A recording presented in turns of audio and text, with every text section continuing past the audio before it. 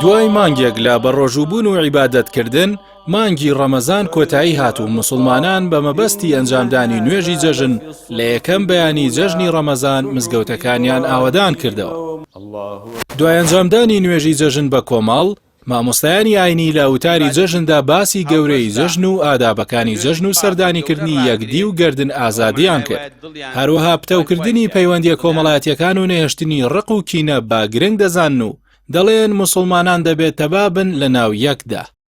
جەژن یەکێکە لە دروشمەکانی دین، جەژن یەکێکە لە عیبادەتەکانی ئاینی پیرۆزی ئیسلام. ومن يعظم شعائر الله فإنها من تقوى القلوب.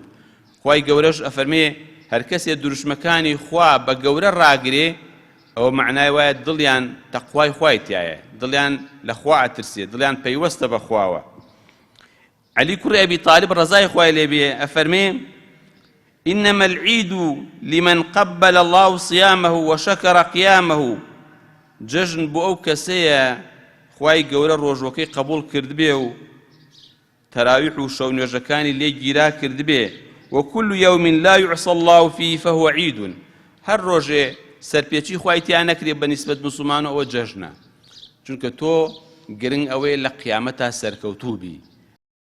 هاوڵاتیان لە دوای نوێژی جەژنەوە دوای گەردن ئازادی لە یەکدی مزگەوتەکان بەرەو ماڵەوە بەجێ دێڵن.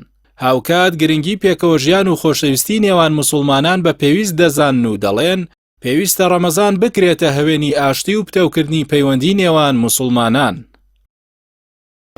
پێویستە مسلمانان ئیحتیمامێکی زیاتری پێبن و زیاتر لەم جەژنە گەرموگوڕیان پێوە دیار بێت و ئەو شاعیرە گەورەیان پێوە دیار بێت کە ئیحتیمامێکی زیاتری پێبن وەکو ئیمانداری کە زیاتر بە جەژنەکەەوە ئیحتیمامەکەیان دیار بێت. بۆی پێویستە زیاتر مسلمانان سەردان یەکتری بکەن و سیلەی ڕەحم بەجێ بێنن و گەرنی خۆیان بە یەکتری ئازاد بکەن و ئەگەر شتێکی بچووکیش لە بەینانە ڕوویا بێت هەوڵ بن لەم جەژنە پیرۆزەدا ئەم بکەن بە هەلێک بۆ ئەوەی کە گەرنی یەکتری ئازاد بکەن و لەبەر خاتری خوای گەورە و گرنگی شاعیرەکە لە یەکتری خۆش بن. و یەکێک لەوانەی کە سەرد و سڕیەک لە بینی خزم و کەس و کار و دۆستانە دروست بۆ ئێمە لەم مناسبەتەیە بتوانین ئەم مناسبەیە بە گرنگ بزانین، بتوانین کە مسلمانان زیاتر گرنگی بەم بابەتە بن.